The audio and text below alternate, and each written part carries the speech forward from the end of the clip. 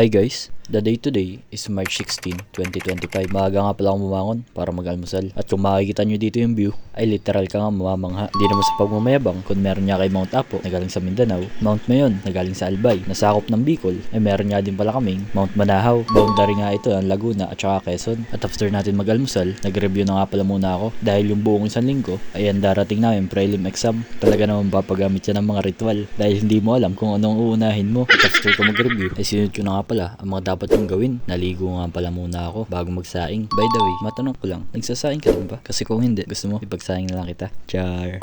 At dahil ang pasok natin ngayon ay ROTC, kailangan niya natin maging presentable. Ang tawag nga pala dito nila ay proper bearing. Naka-include nga pala sa proper bearing ang proper haircut, dapat nakasuot ng puting damit at pantalon at kahit anong sapatos. At syempre, hindi mawawala ang garrison belt na dahil dito ay nagmumukha nga pala akong security guard. Matanong ko lang sa mga first year college dyan, ano ba yung kinuha nyo sa NSTP? Is it CWTS or ROTC? At para naman sa mga upcoming first year college, I recommend ROTC. Why? Dahil dito, tuturuan kayo ng discipline, patriotism, at kung ano-ano pa. At syempre, magpapakalbo kayo. Gaya ko, kalbo. Joke lang. Basta, clean cut, goods yun. At dahil na din sa ROTC, nabuild din to ang aking confidence. Uy, confidence! Dahil ang orientation namin, ay sabi nila, bawal daw doon na mahiyain. Kapag natatay ka daw, ay tumas ka lang ang kamay at pumunta kang CR. Kaya sa mga pigilin mo, diba? At tawag nga din pala dito, ang mahina ang boses. Kailangan hanggang mapaos ka. Joke lang, baka mayari tayo. Hindi na pala ako nakapag-take ng mga video dito kasi nagka-training kami. At by the way nga pala, sa mga hindi pa pala nakakilala sa akin,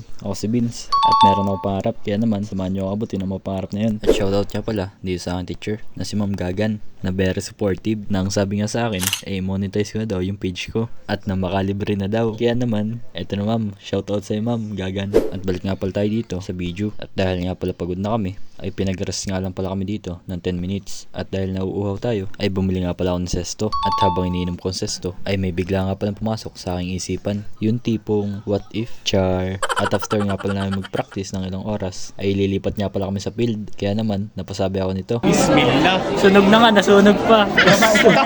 At sa part na ito, ay nandito na nga pala kami sa field. Sa pagkakaalam ko, lahat na nga pala yan. At ganun nga din pala yung gagawin namin, yung may bit-bit na barel habang nagmamarcha. At dahil yun lang naman ang mga nabidyohan ko, at mukhang nasayang ko na naman ang 2 minuto ng buhay nyo, ay siya, sige na, paalam.